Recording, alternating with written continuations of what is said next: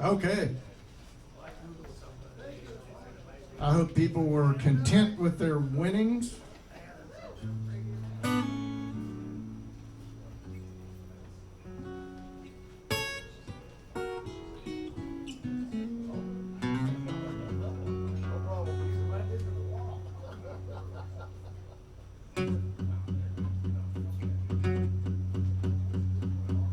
This is a song from my new album called Tupelo. I hope everybody knows what Tupelo is well known for. That's where Elvis was born.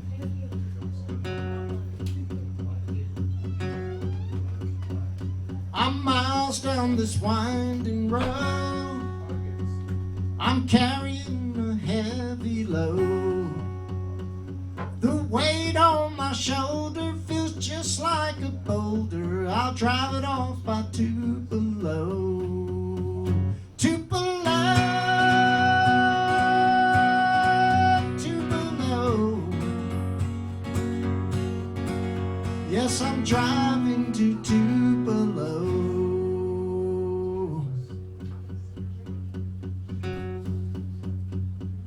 Evening is turned into morn. No red lights, no blowing horns. The white lines behind me, the blue skies remind me I'm going where a king was born. Tupelo, Tupelo. Yes, I'm driving down to Tupelo.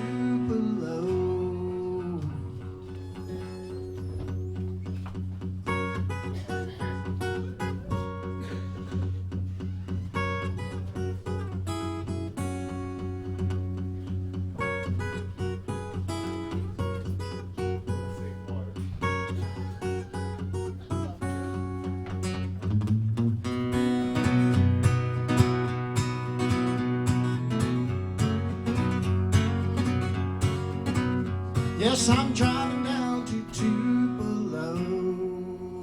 Tupelo, Tupelo, Tupelo, Tupelo. Yes, I'm driving to Tupelo.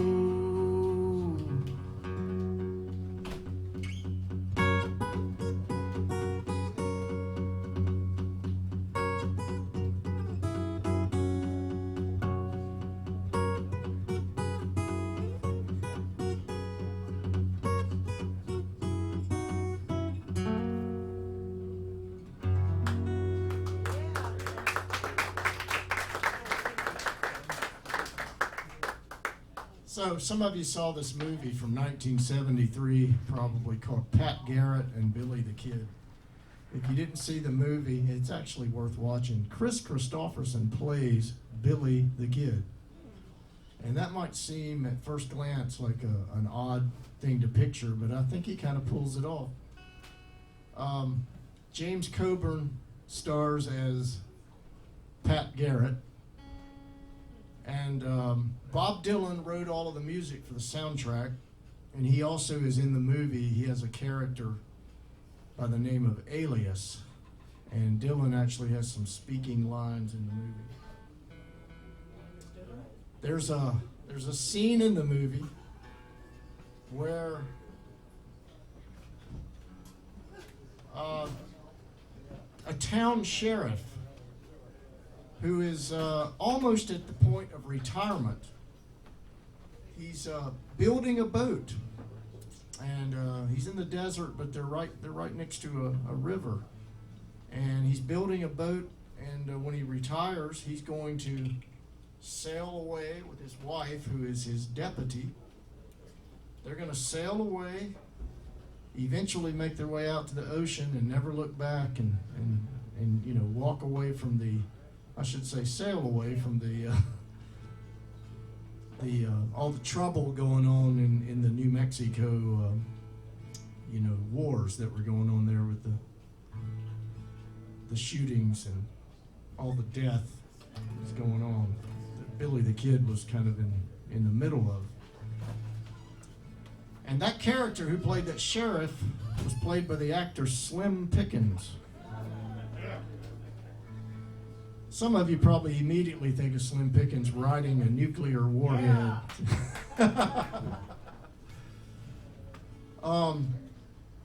Slim Pickens, his character, he's nearly at retirement. He gets shot, and it's going to kill him, and he knows it. He's shot in a very vulnerable part of his body, and he walks over to the riverside, and he watches the water flowing down the river.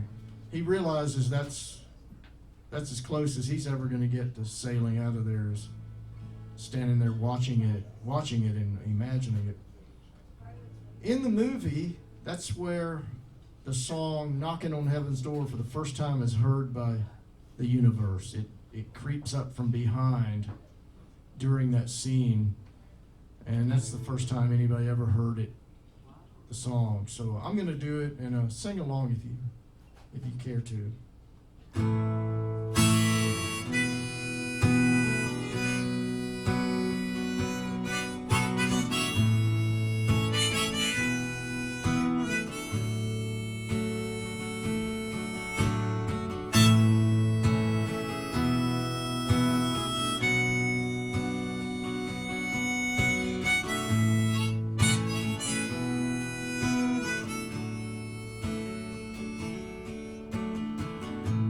Mama, take this badge off of me. I can't wear it anymore. It's getting so dark, too dark to see. Feel like I'm knocking on heaven's door. Sing it with me. Knock, knock, knocking on heaven's door. Knock, knock, knocking on heaven's door. Knock, knock, knocking on heaven's door. Knock, knock, knocking on heaven's door. Mama, take these guns and put them in the ground. I can't shoot them anymore. There's a dark cloud and it's coming down over me. Feel like I'm knocking on heaven's door. You can do it. Knock, knock, knocking on heaven's door. Knock, knock, knocking on heaven's door. Knock, knock, knocking on heaven's door. Knock, knock, knocking on heaven's door.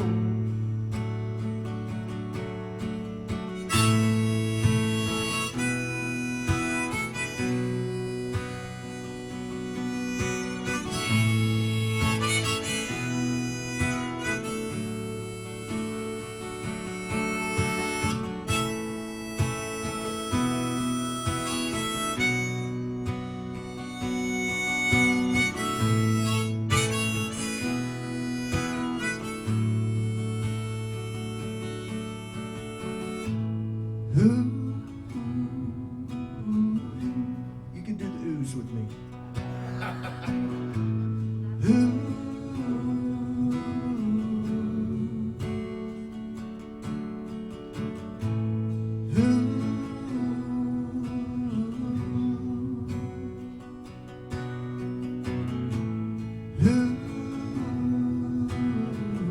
Let's do the chorus again.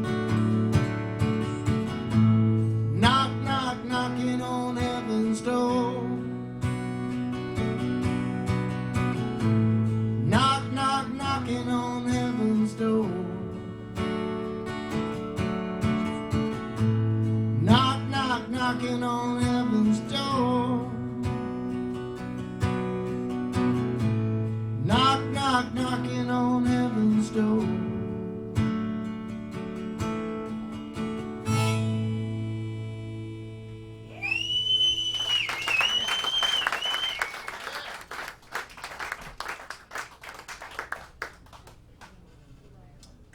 glad you all sang along on that. So, yeah, if you ever get a chance to watch the movie, Pat Garrett and Billy the Kid, you'll see that that song actually has even more kind of meaning behind it when you know the scene that it's kind of tied to with the character Slim Pickens plays. All right.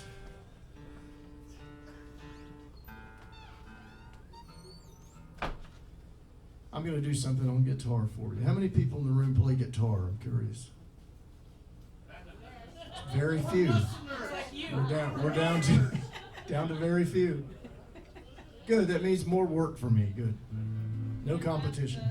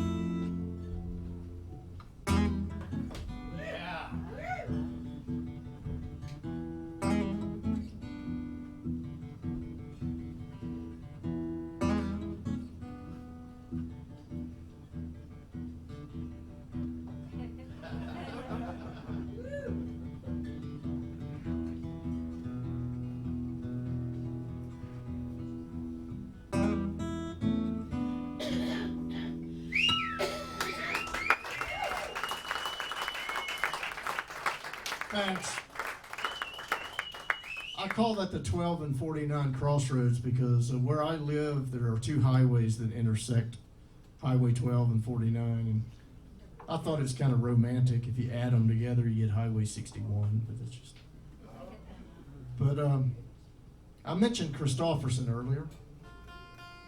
So sometimes these things just kind of come out of my mouth kind of spontaneously, but it usually does trigger a song idea. So I'm going to do a song written by Chris Christofferson. How about that? Yeah.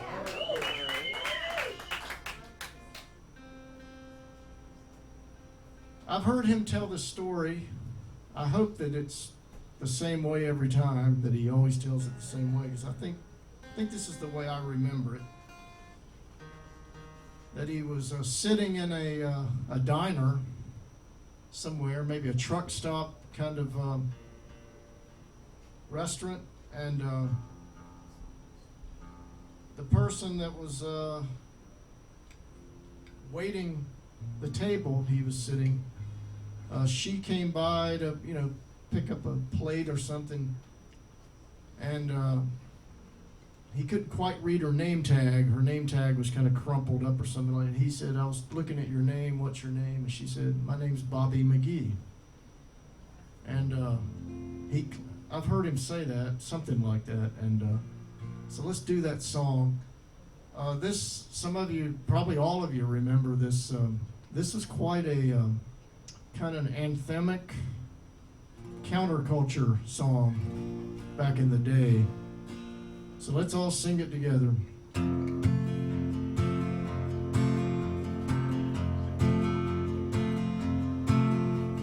Busted flat in a Baton Rouge, headed for the train, feeling nearly faded as my jeans. Bobby thumbed a diesel down just before it rained, took us all the way to New Orleans. I pulled my harpoon out from my dirty red bandana and was playing along while Bobby sang the blues. Windshield wipers slapping time, holding Bobby's hand in mine. We sang every song that driver knew. Freedom's just another word for nothing left to lose. Nothing ain't worth nothing, but it's free. Feeling good was easy, Lord, when Bobby sang the blues. Feeling good was good enough for me. Good enough for me and Bobby McGee. From the coal mines of Kentucky to the California sun, Bobby shared the secrets of my soul. Through all kinds of crazy weather and all the things we done, Bobby always kept me from the cold. Oh, but somewhere near Salinas, Lord, I let slip away, looking for that home I hope finds it. But I'd trade all of my tomorrows for a single yesterday, holding Bobby's body next to mine. Freedom's just another word for nothing left to lose. Nothing ain't worth nothing, but it's free. Feeling good was easy, Lord, when Bobby sang the blues. Feeling good was good enough for me. Good enough for me and Bobby McGee.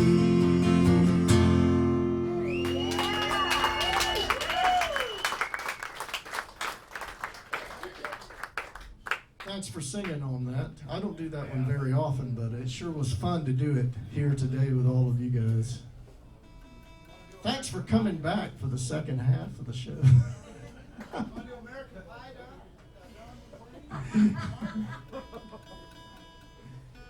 You think that would be a big hit today? The story's really good, isn't it? I appreciate you remembering that. You know I made the whole thing up. But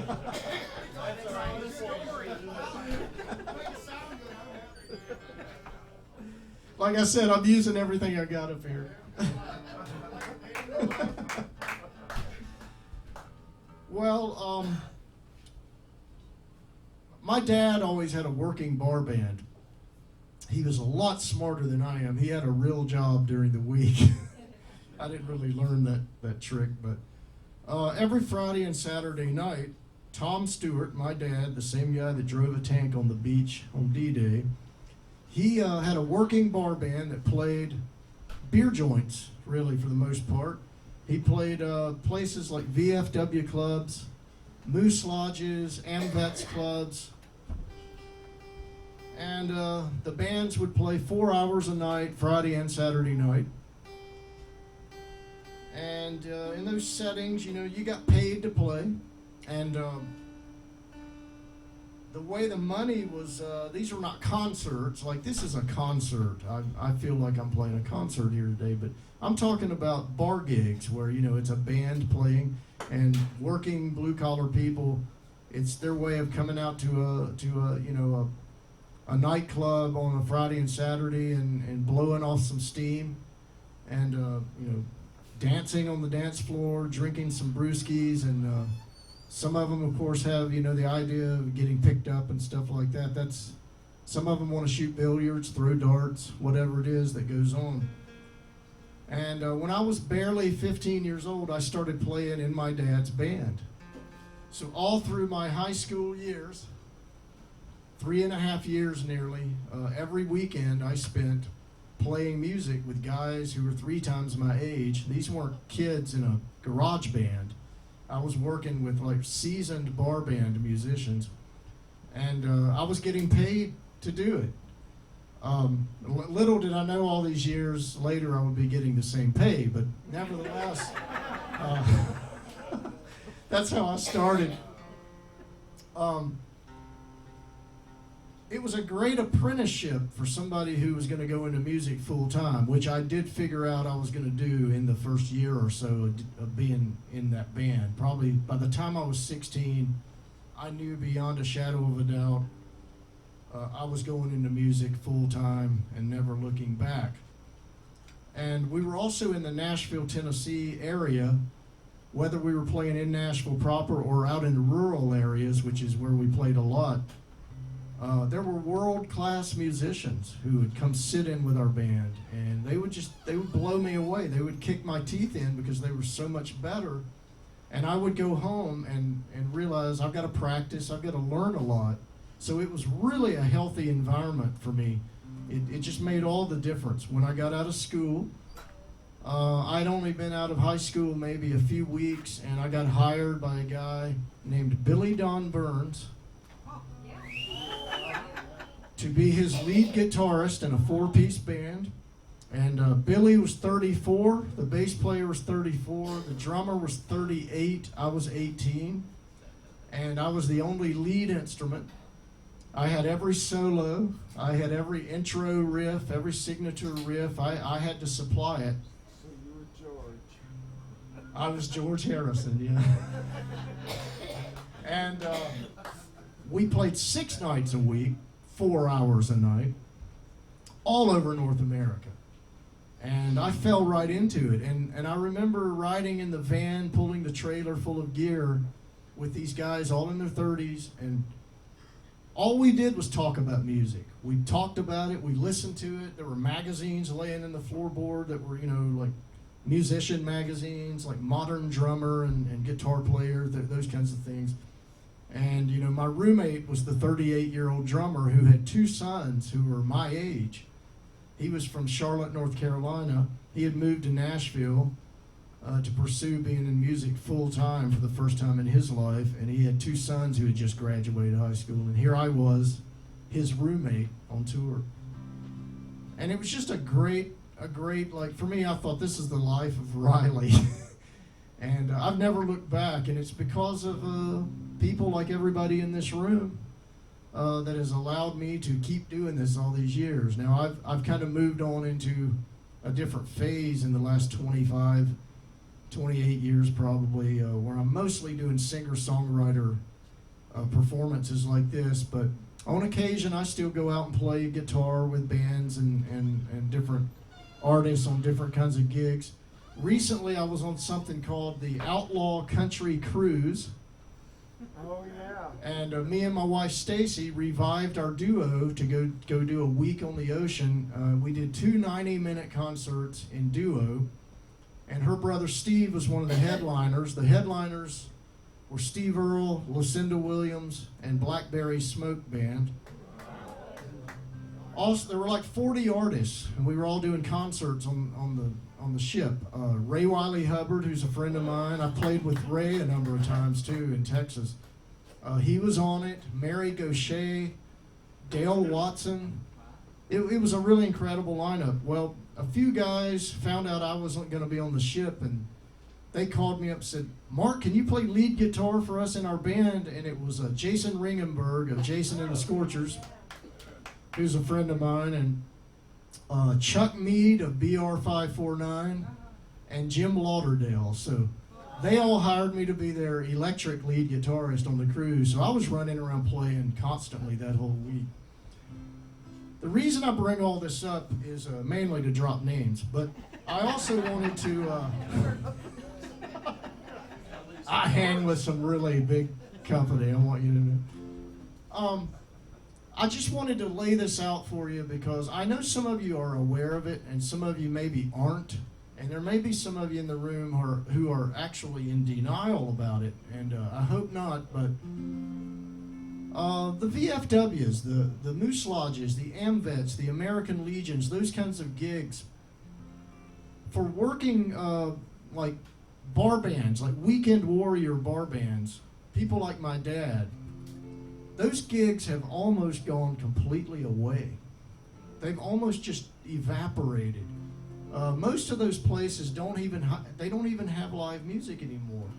If they have anything, they have karaoke, or they have a DJ play that has MP3 technology, and they have 30,000 songs in their bank of songs. So it's like, well, here's Taylor Swift's newest record. Here's Jimmy Buffett from 1975. Here's Wilson Pickett, you know.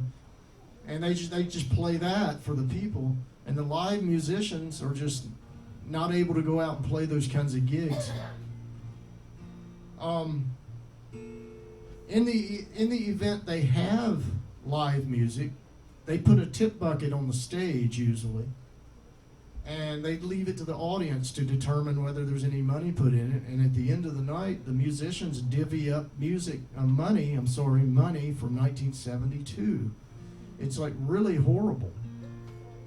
I don't know how we let it get like that. I don't know if it can ever be resurrected. But some of you remember when you went to a weekend bar band gig, Friday or Saturday night like that. We're not talking about concerts. We're talking about you showed up at the door to go boot scooting, you know, with your spouse or your date, and you showed up. There was something that has almost completely disappeared. It was called a cover charge. We remember that, right? You knew you had to pay a few dollars to get in, and that money is what actually was sort of allocated toward paying the bar band. I wrote a song about that, and I put it on my new album, and this is one of my best songs I think I've ever written, and it has the distinction of being the only song I've ever done that has caused me to kind of tear up a little bit while I sing it, because it's so dear to me.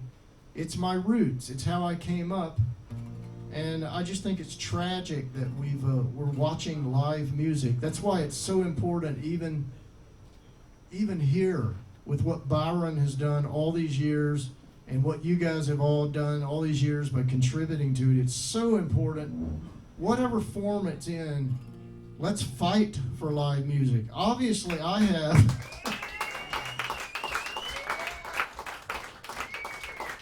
Obviously, I have something invested in it because it's how I make my living. But I don't want to, I don't want to be pushing daisies one day and look up and say, man, live music just disappeared. They don't do it at all anymore. But I'm telling you, it's kind of going off a cliff. I'm just letting you know. I'm on the front lines. You can argue with me if you want.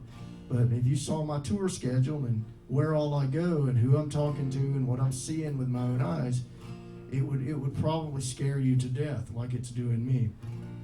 This song is called Linda by the Door, and it is on my new album, which I, of course, call the Yellow Album, but it's really called Mark Stuart. The song is Linda by the door. Here we go.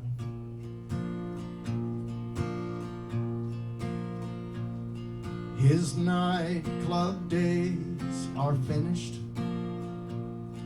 The playing skills diminished. A guitar he calls Linda sits by the door.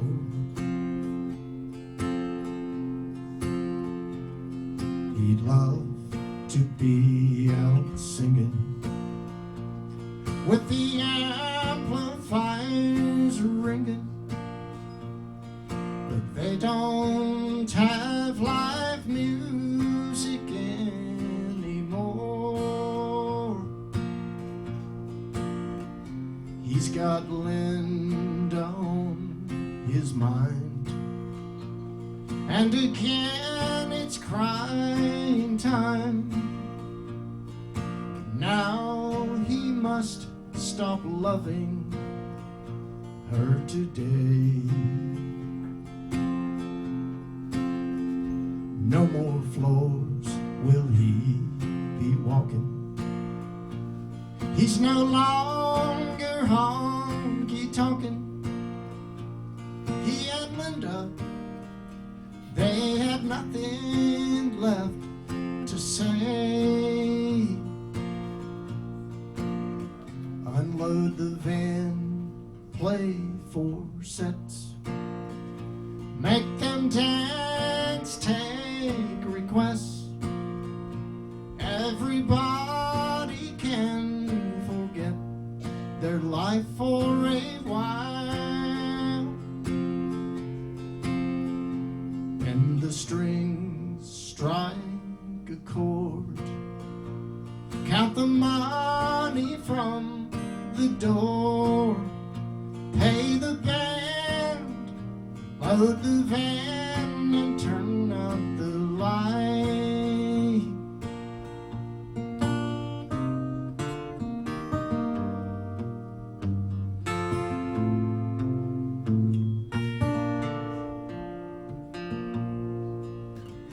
Won't be long before it's dawn. It's another weekend gone.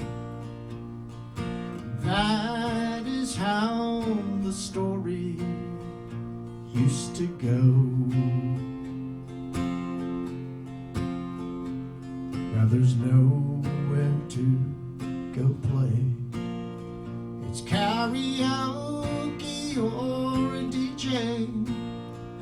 He'll look at Linda by the door and just stay home. Unload the van, play 4 sets, make them dance, take requests. Everybody can forget their life for a night, and the strings strike a chord. Count the money from the door, pay the band, load the van, and turn out the light. No more belt buckles rubbing Linda's strings he won't be touching. It's a dark black day in country. They've turned out the light.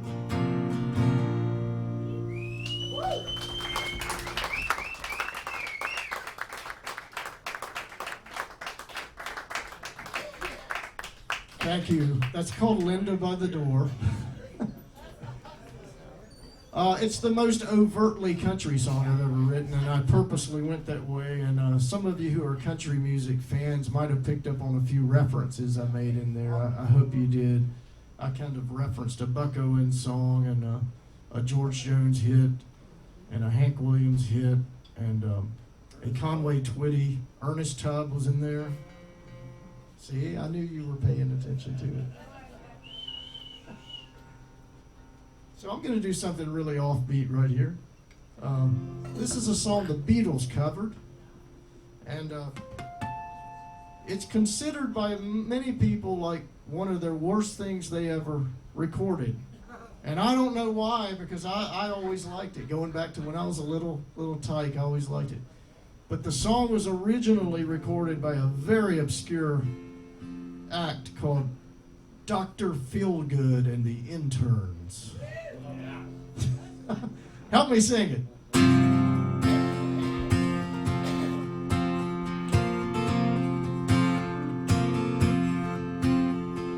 You came to me one summer night, and from your beam you made my dreams, and from the world you sent my girl, and from above you sent us love. She is mine.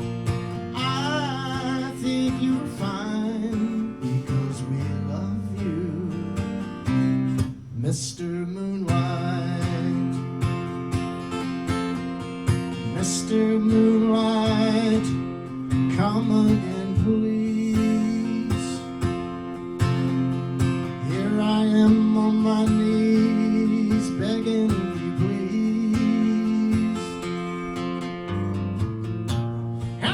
You don't come my way. Oh, I pray and pray more each day because we love you. Let me hear you, Mr. Moonlight.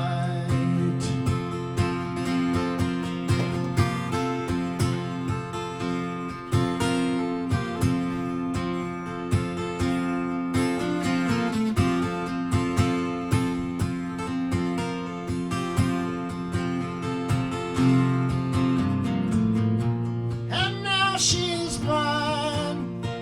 I think you're fine because we love you, Mr. Moonlight. Mr. Moonlight. Mr. Moonlight. Mr. Moonlight.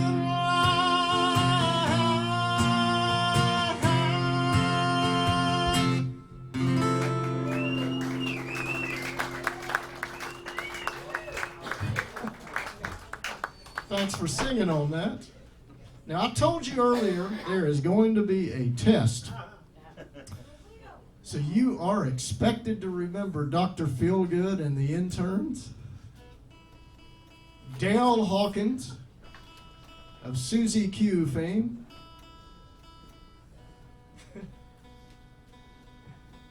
you're expected to remember what movie featured Knocking on Heaven's Door. It's Pat Garrett and Billy the Kid.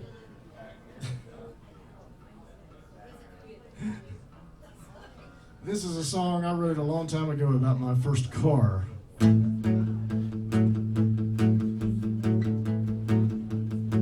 It was about 16 years old when I got it. Had an 8-track player in it.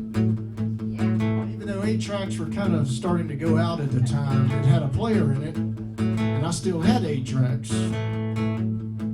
so I played them all the time. My old 65 Mustang, my old 65 Mustang. No air conditioner when it's hot, no heater when it's cold, but my Mustang used to really roll. Now when I slid behind the wheel of my baby made of steel, I had to slide an 8-track into place. With some rockin' music blaring through my open windows, he really got me itching for a race. My old 65 Mustang, 65 Mustang. No air conditioner when it's hot, no heater when it's cold, but my Mustang used to really roll. When I got her painted white, that's when she started shining bright. I used to make the speedometer hide. There's one thing I know, should've never let her go. After all, 65 Mustang, a 65 Mustang. No air conditioner when it's hot, no heater when it's cold. But my Mustang used to really roll. Well, my Mustang used to really roll. My Mustang used to really roll. She used to roll. She used to roll.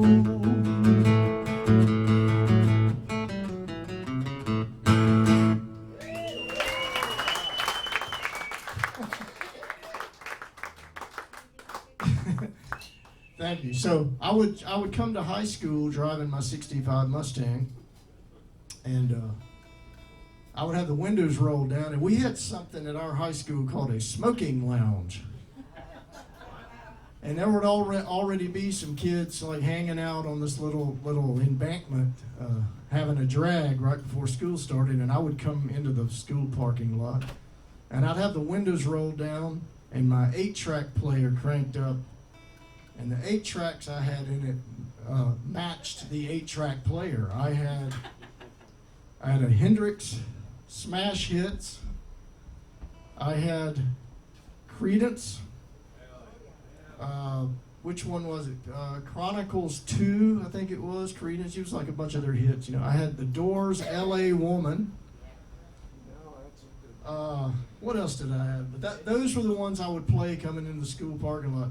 But this was at a time where all the smokers on the embankment, they were listening to Billy Squier and Ozzy and Van Halen and Molly Hatchet. AC/DC, Boston, Journey.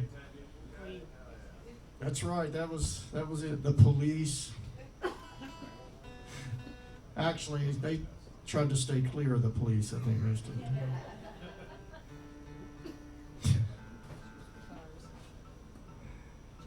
So when I would be playing in the beer joint with my dad's band as a teenager, we did a lot of different types of music. We did more country than anything, because we were kind of considered a country band, and people coming to those gigs were kind of expecting more country, but we did rock songs too. We would do some Skinnerd, some Bob Seger, a lot of Chuck Berry, stuff like that.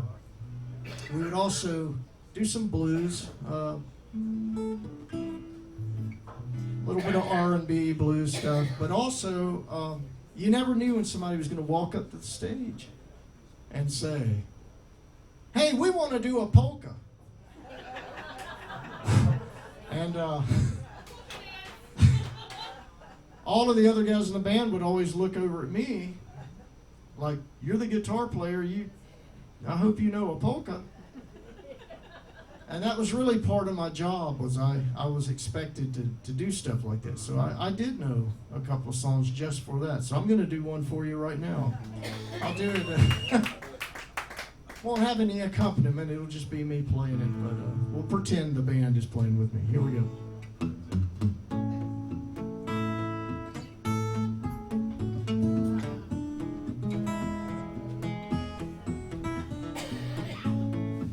There they go.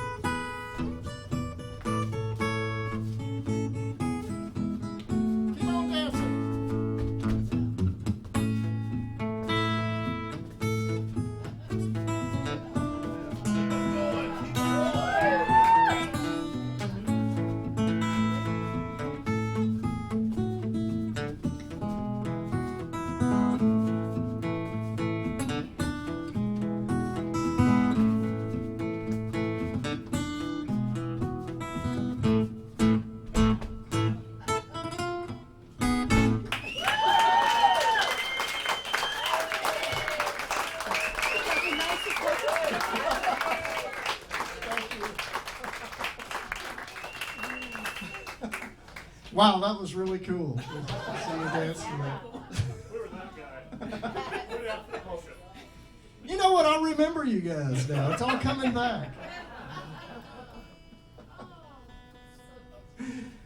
Yeah, you know, where I come from in my background, not so much geographically, just in the background, if you were a musician and you wanted to work, and this is back before we had the cell phones, of course, but if you wanted your phone to ring, that was the expression. If your phone was ever going to ring, meaning people were going to hire you to play music, you had to kind of be well-rounded. You had to learn how to play a number of styles, because if somebody called you to play a gig and you showed up and, you know, you were really weak at playing like honky-tonk country and you were used to playing mostly rock, or you were used to playing honky-tonk country and you showed up at a rock gig and you just didn't really have the chops for it as a player, they'd never call you again for, you know, for good reason.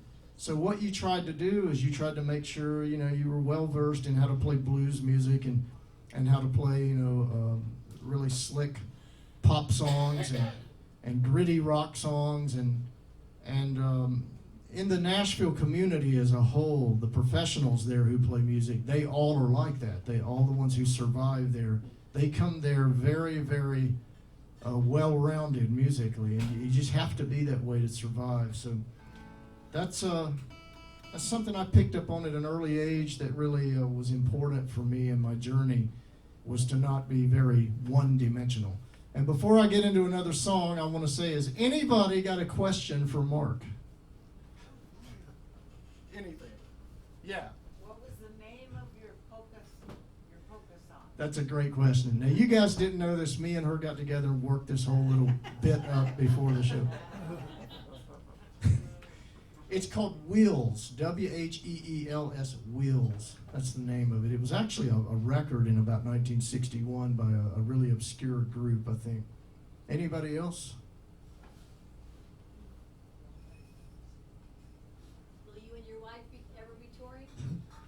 That's really something I can't say for sure.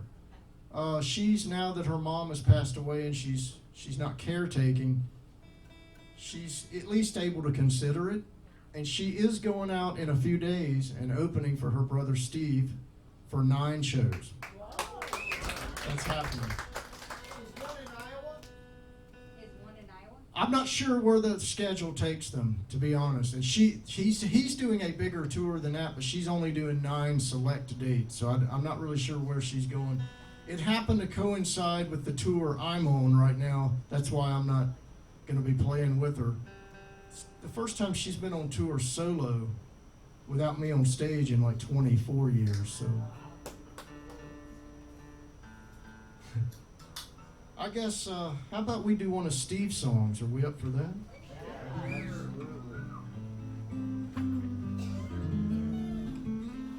I remember one time me and Stacy got booked to play something called the Telluride Bluegrass Festival. And we got to play on the main stage, but we played at like 2 o'clock in the afternoon or something. The real headliners played later at night in the prime spots. And so me and Stacy had already played, and it was like getting later in the evening. And we were like behind a little like fence, it was almost like a backstop at a baseball field. And we were watching the artist Sean Colvin do a performance, and Sean had Emmylou Harris on her left singing harmonies, and Mary Chapin Carpenter on her right, and it was just Sean Colvin with her guitar, and the 3 of them singing 3-part harmonies on all the songs. It was really beautiful. It was a lot like the Linda Ronstadt, Emmylou, Dolly trio thing, but with those particular 3. And so we were back there watching it from 20 feet behind center stage, behind a little fence. And Sean Colvin had recorded one of Steve Earle's songs and had like a mild radio hit with it called Someday. It's actually a real masculine kind of lyric. But for some reason she did it, and her record was really good. She had a little bit of a charted record success from it. So she was doing that song. She got right down to the very last line of the song, which is like the whole crux of it all. It's like the whole thing comes together around that very last line. And she couldn't remember the line. I think it had to do with the fact that the other two ladies singing with her maybe got her distracted or something, and she just drew a blank. And she just kept just strumming her guitar, and she was going, I'll think about it in a minute. And the whole audience, you know, I don't know how many were out there, but I'm going to say it was probably 5,000 or 3,000 or something right in front of her. And they were just like going along with her. She goes, I'll think of it in a minute, you know, and she just couldn't think of it. And I told my wife, I said, run out there and sing the line. Your brother wrote the song. They know you're his sister. Run out there. This will be like they planned it. It'll be like the perfect thing. Run out there and just sing the last line. Sean will move out of the way and let you do it. And Stacy just turned into deer in the headlights. All the blood just ran out of her face. And she grabbed hold of the fence. And I was trying to pull her off of the fence and go run out there and do it right now. And the timing is perfect. And everybody thought I was probably like, you know, roughing her up or something. I was just trying to pry her knuckles from the, she was, no, I'm not doing it. So she wouldn't do it. So finally I just yelled, I knew the song and I yelled out the line, one day I'll put her on that interstate and never look back. And Sean goes, whoever you are, thank you. And she finished off the song. This is that song. And when I played in Steve's band in the 1990s for a few years, this was one of the very favorite songs I remember doing of his. Of course, he didn't let me sing it. He sang it. But you're going to hear me sing it today, and if you happen to know it, sing it with me.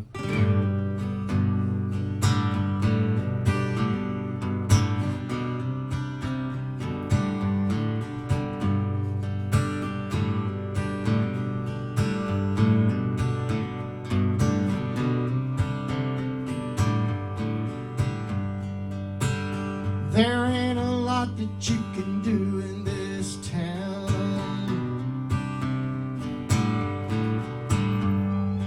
You drive down to the lake and then you turn back around.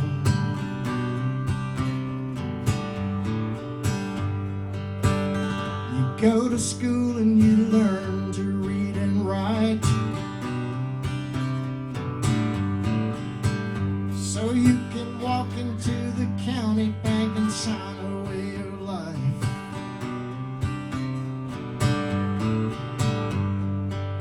I work at the filling station on the interstate.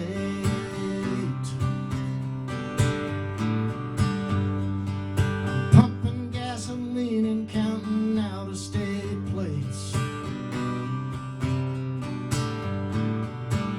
They ask me how far into Memphis, son, and there's the nearest beer.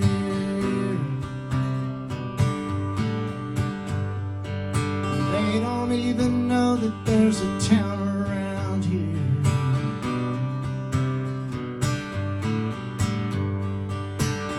Someday I'm finally gonna let go. I know there's a better way. I wanna know what's over that rainbow. I'm gonna get out of here someday.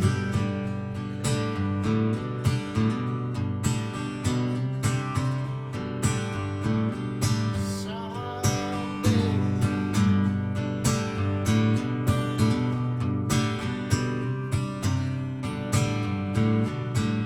Well, my brother went to college 'cause he played football.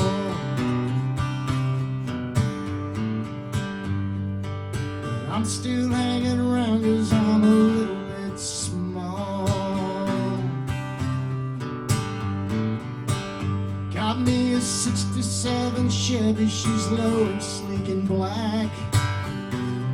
Here's the line. One day I'll put her on that interstate and never look back. Someday I'm finally gonna let go. I know there's a better way. I wanna know what's over that rainbow. I'm gonna get out of here someday. I'm gonna get out of here someday.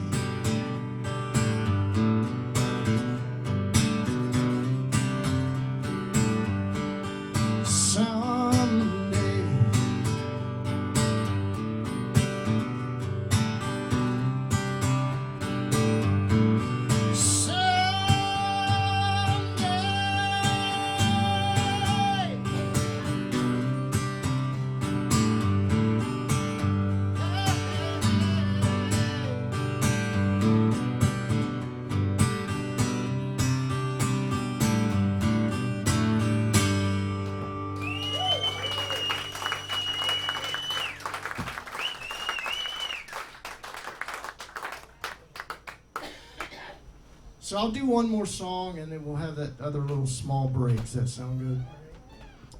All right, thank you. And if anybody's interested, come over and talk to me, please. I've got the USB flash drive. I've done about 6 or 7 of the songs from the new album tonight, and I'm really proud of this record. I think it's the best thing I've ever done, so I'm real excited about it. I'm just plugging it because I'm so excited about having a new record again. I also have another USB bracelet that's got every album me and Stacy ever made, solo or duo, on it, which is about 18 albums of material. And it's a pricier item, but it's got that much data on it. And then if you have a CD player, I've got one CD I still carry around, and it's the duo record me and her most recently made, but it's now kind of no longer new, but it's the last one we made together before she stopped touring. I'm going to do a song from it right now to close out this set, and then I'll be back to do a handful of songs after we have a little break. You know, that's where I'm really messing up, man. I gotta get these things manufactured on 8-track. Eventually I'll get back to, we'll put it on like a wax cylinder. How about that?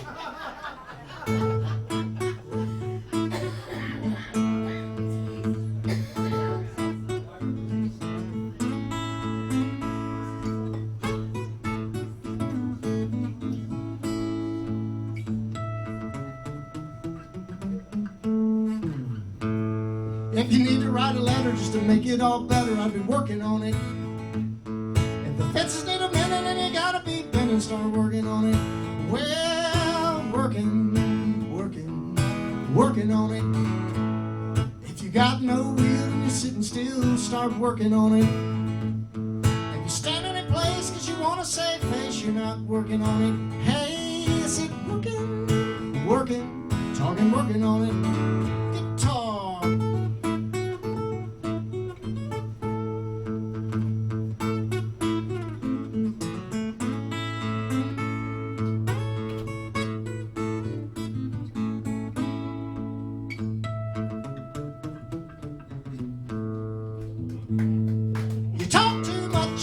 Shut up and be working on it.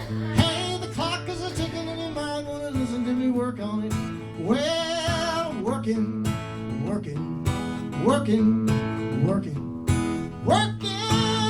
on, talking, working on it. Thank you.